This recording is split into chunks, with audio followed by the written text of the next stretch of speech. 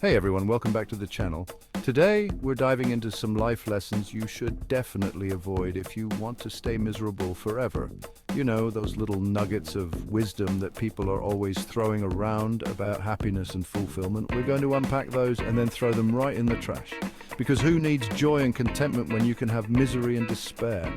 Let's get started. Okay, first up on our journey to the land of perpetual frown lines, gratitude, or should I say the lack thereof. You've probably heard that practicing gratitude is good for you. It's all the rage these days, with everyone and their dog keeping gratitude journals. People who are grateful for what they have tend to be happier. They cherish those little moments, like family gatherings and laughing with friends. They experience more positive emotions, sleep better, and even have stronger immune systems. Imagine waking up refreshed and ready to jog in the park, but who needs all that, right? We're aiming for peak misery here, people. Why settle for happiness when you can have a life full of discontent? So instead of focusing on what you have, keep your mind laser focused on what you lack. That empty wallet and fridge, perfect reminders of your endless shortcomings. That new car your neighbor just bought, fuel for your envy. Let it burn brightly, consuming any trace of contentment. Your friend's promotion at work? A reminder of your own perceived shortcomings. Let it gnaw at you, making you question your worth. Remember, comparison is the thief of joy.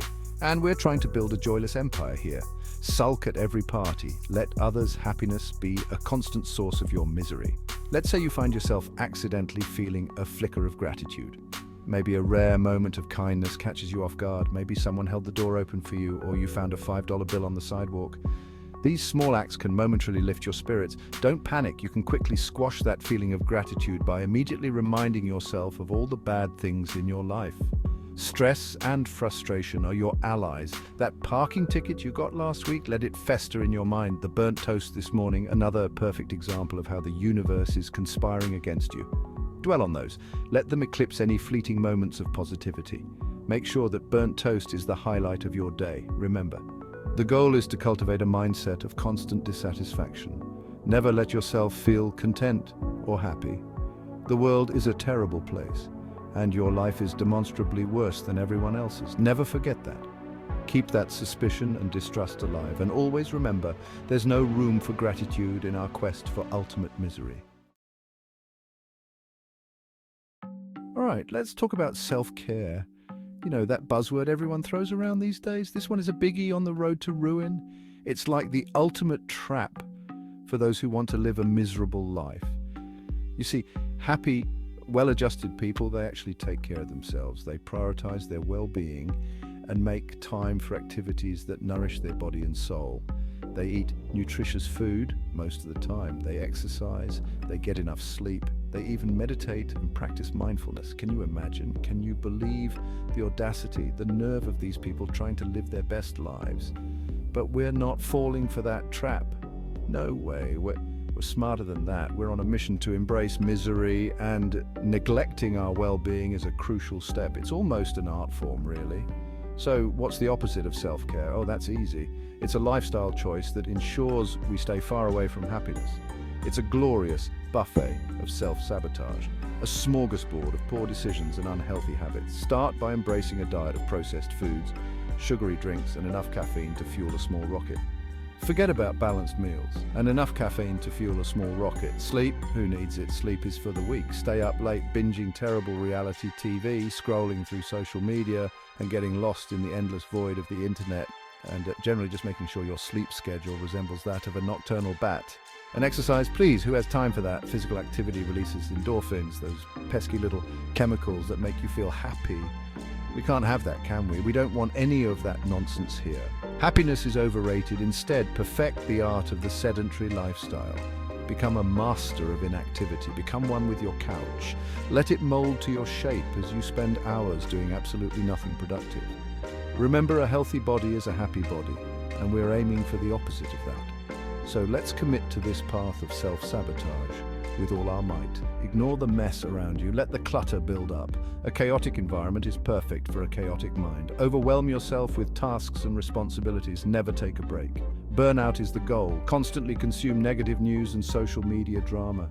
Keep your mind in a state of perpetual stress. Avoid self-reflection at all costs. Never take a moment to assess your life or your choices. Fill your calendar with endless appointments and commitments. Never leave room for relaxation or self-care. And finally, always set unrealistic goals. Ensure that failure is inevitable. After all, we're not here to succeed. We're here to sabotage ourselves. Let's move on to another cornerstone of a truly miserable existence, holding on to grudges. Forgiveness, moving on. Those are for people who enjoy things like inner peace and healthy relationships. We are not those people. We are cultivators of resentment, architects of our own unhappiness. So how do you become a master grudge holder? It's simple, really. Just refuse to let go of any perceived slight or injustice. That time someone cut you off in traffic 5 years ago? Never forget. That awkward encounter with a co-worker last month? Replay it in your mind over and over again, letting the anger and resentment fester. Remember, holding on to grudges is like drinking poison and expecting the other person to die. It's a surefire way to keep yourself trapped in a cycle of negativity and bitterness. And the best part? Holding grudges gives you a free pass to play the victim. You can wallow in self-pity, blaming everyone else for your unhappiness. It's incredibly liberating. Liberating in the sense that it frees you from the burden of taking responsibility for your own emotions, of course. All right, let's talk about change. Now, most people would tell you that change is inevitable, that it's a natural part of life, and that embracing it can lead to growth and new opportunities. But those people are clearly delusional. Change is scary. It throws you out of your comfort zone, forces you to confront the unknown, and might even require you to gasp, try new things. And who needs that kind of stress in their life? So how do you become a master of change avoidance? It's all about building a fortress of comfort around yourself, a cozy little prison of familiarity.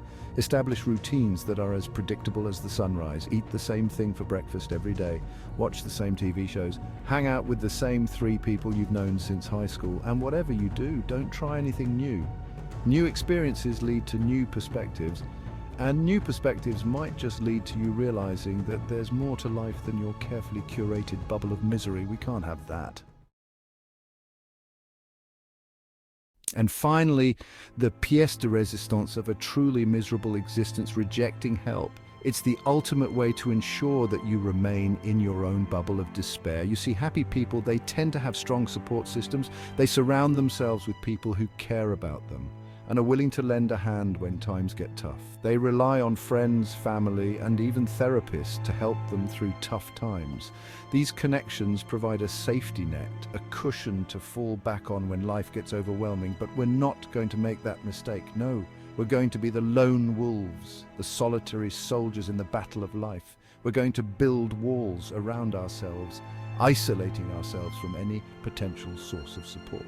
These walls will be our fortress, keeping out any form of assistance or comfort, because who needs help when you can wallow in your own misery alone? It's much more satisfying to drown in your own tears without anyone to throw you a lifeline. So, how do you become a master of rejection? It's an art form, really. It requires practice and dedication. It's all about projecting an aura of self-sufficiency. Even if it's all a facade, you have to convince others and yourself that you don't need anyone. When someone offers to lend a hand, politely decline. Make sure to smile and say, "I've got this," even if you don't. When a friend expresses concern, brush it off. Tell them you're fine, even if you're falling apart inside. And whatever you do, don't even think about seeking professional help. Therapists are just there to validate your feelings and help you develop healthy coping mechanisms. Therapists are just there to validate your feelings and help you develop healthy coping mechanisms. We don't want any of that positive thinking here. We don't want any of that positive thinking here. Positive thinking is for those who want to improve their lives, and that's not our goal. Remember, the key to a truly miserable life is to do it all alone. Suffer in silence. Let the weight of the world rest solely on your shoulders. Let your problems fester and grow until they consume you. Allow them to become so overwhelming that you can't see a way out. Because in the end, misery loves company, but only if that company is your own self-pity. Embrace the loneliness. Let it be your constant companion. Stare out the window and watch the world go by, knowing that you're choosing to face it all alone. It's a lonely road, but it's the one you've chosen. Turn off your phone. Ignore the messages from those who care. Isolation is the key to maintaining your misery. Walk alone in the rain. Let the cold and wetness seep into your bones. It's a metaphor for the emotional isolation you've embraced. Even in a crowd, make sure to feel alone. It's not about the number of people around you, but the emotional distance you maintain. Close the curtains, shut out the light. Darkness is your ally in this journey of self-imposed misery. Lie in bed, staring at the ceiling, unable to sleep. Let your thoughts spiral into a vortex of despair. Wipe away the tears, but don't let them stop. They are a testament to your commitment to a life of solitude and sorrow. Look at old photos and reminisce alone. Let the memories of happier times serve as a reminder of what you've chosen to leave behind. Because in the end, the ultimate goal is to be alone in your misery, to truly master the art of suffering in silence. Thanks for watching. If you enjoyed this video, don't forget to give it a thumbs down, leave a nasty comment, and unsubscribe for more content designed to make your life a waking nightmare. Just kidding. Of course, we all want to live happier, more fulfilling lives, and the truth is, avoiding these lessons is a great place to start. So go out there, practice gratitude, take care of yourselves, forgive those who have wronged you, embrace change, and don't be afraid to ask for help when you need it. See you next time.